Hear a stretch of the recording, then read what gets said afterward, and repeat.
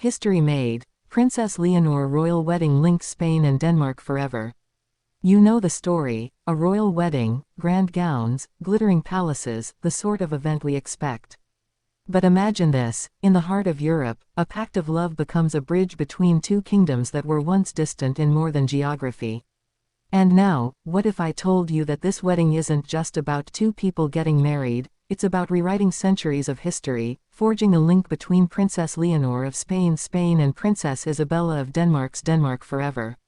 Yes, it's happening, and the implications go far beyond lace and tiaras. Let's start with the moment they first met, so you feel the emotion before we dive deep. Picture a quiet chapel in Spain. The morning light filters through stained glass windows. Leonor, heir to the Spanish throne, in elegant, quietly confident white. Isabella, the Danish princess, glowing, her smile steady but heart racing. They exchange vows, their families watching, two nations holding their breath. In that instant, something historic blossoms. Now, why is this so much more than a love story? Because Spain and Denmark have hugged different roles in Europe, different traditions, different alliances. And this union, it changes something. Why Denmark? And how did a Spanish heir come to be linked with a Danish princess? Let's rewind. Setting the scene, Spain in 2025. In Spain, Leonor is more than a princess in a fairy tale. In 2025 she's 19, she's done her naval training, she's just returned from months at sea as part of her preparation for a future queen's role. Her image is evolving, serious, disciplined, ready. She isn't just royalty waiting, she's showing she can lead. At the same time, the Spanish monarchy is navigating a new chapter, one where public trust matters deeply. And Leonor has become a symbol of that new hope. Across the sea, Denmark's royal legacy. Meanwhile in Denmark, the royal house has long stood as a beacon of modern monarchy, connected to its people, maintaining relevance in a fast-changing world. The Danish princess, Isabella, raised in that tradition, brings another dimension, international diplomacy, global awareness, a subtle but powerful modernity. Curiosity loop number 2. What sparked the connection between Leonor and Isabella? Was it political, personal, something both? Here's what we know. Behind the scenes, royal families often cross paths at state functions, educational exchanges, international programs. A shared passion, for culture, for service, can ignite friendship. And friendship sometimes becomes something more. The wedding announcement. When word got out that Spain's heir was to marry a Danish royal, hearts skipped. The headlines burst. Royal union ties two crowns, Europe's future queen finds a partner across the sea. The excitement, the speculation, ripe. In that moment, Spain and Denmark both smiled, but for different reasons.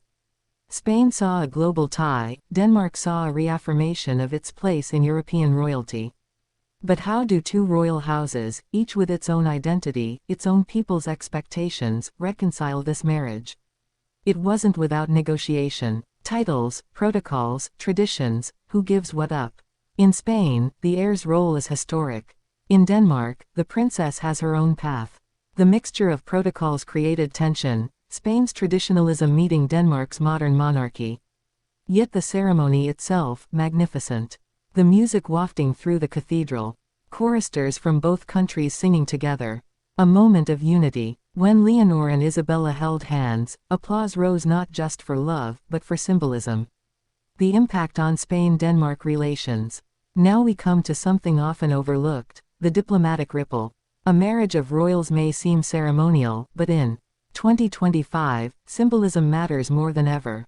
Spain and Denmark already share alliances via the EU, NATO, cultural exchange, but now they share a personal bond at the highest level, their future queen and princess.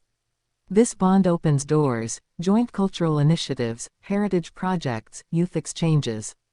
Imagine Spanish students studying in Copenhagen, Danish enterprises exploring Spain, royal patronages linking across borders. What does this mean for Spain's monarchy and Denmark's? For Spain, this marriage strengthens Leonor's image abroad. It says the next queen is not just Spanish-centric, but European, global. For Denmark, it underscores its royal house's international reach and relevance. A win for both. Personal moments you'll remember. In the audience, Leonor's younger sister, Infanta Sofia of Spain, wore a pale dress and wiped away a tear. This was the day her sister's identity shifted from princess to partner of a union that links nations. In Denmark, the princess's family beamed through the ceremony, aware this wasn't just a family affair, it was historic. The hugs, the laughter after speeches, the quiet exchange between Leonor and her father, King Felipe VI of Spain, just before she walked down the aisle, these are the human beats behind the royal pageantry. Because this isn't just a wedding day, it's a long game. The foundation laid now will ripple through generations. Spain and Denmark, once connected only by alliances or shared European values, will now carry a living link in their royal lineage. The children of Leonor and Isabella, should they have them, will carry both traditions. Curiosity loop number 5, what challenges lie ahead? A number. Balancing national expectations. Media scrutiny. Two cultures merged. Spain's passionate traditions, Denmark's understated monarchy. And most importantly, the public will be watching. Will this marriage deliver more than spectacle? Will it endure? Deeper context. Royal marriages across Europe. Historically, royal marriages were diplomatic tools, alliances, treaties, consolidation of power. In the 21st century, they carry symbolic weight. This union harks back to those roots, yet reimagined, less politics, more people. More shared values, not just territory. The wedding day itself, a scene. Morning light across Madrid, the cathedral bells ringing, guards in ceremony uniforms, the Danish delegation arriving in traditional dress. Two national anthems played back to back. Leonor stepping from a carriage, her gaze steady. Isabella meeting her at the altar with a warm smile. Their vows, not just promises to each other, but promises to their nations. Hands clasped, rings exchanged. Then, applause rising, echoing in the halls of history. After the ceremony, a new era begins. The reception was held in a palace garden. Tents draped in Spanish red and yellow, Danish red and white. Speeches spoke of love, unity, future generations. Toasts raised across cultures. Guests from business, culture, diplomacy, from both nations. Leonor danced a traditional Spanish waltz, Isabella whispered laughter. The two sisters from different lands now bound in heart and ceremony. Within weeks, cultural exchange announcements. A joint Spain-Denmark foundation supporting heritage preservation. Youth language programs. Tourism boards adjusting strategy. Visit Spain, linked with Danish royalty. Denmark and Spain, a royal connection you didn't expect. Even media commentary. Spanish newspapers noting the northern link of the monarchy, Danish outlets exploring the Spanish roots of the future queen. Why this matters? Because beneath the crowns and the gowns, this is a story of human connection. Of two young women choosing each other while embracing countries, traditions, histories. In a world where division often wins headlines, this marriage whispers something different, unity. And for those watching, to feel that ripple, to imagine the stories their children might tell, our grandmother was from Denmark. Our grandmother was from Spain. That's the legacy. Will this union fulfill the promise? We'll watch. The next years will reveal how the royalty of tomorrow manages modern expectations, service, ethos, relevance. For now, the wedding has made history. Because it's more than an event, it's a bridge.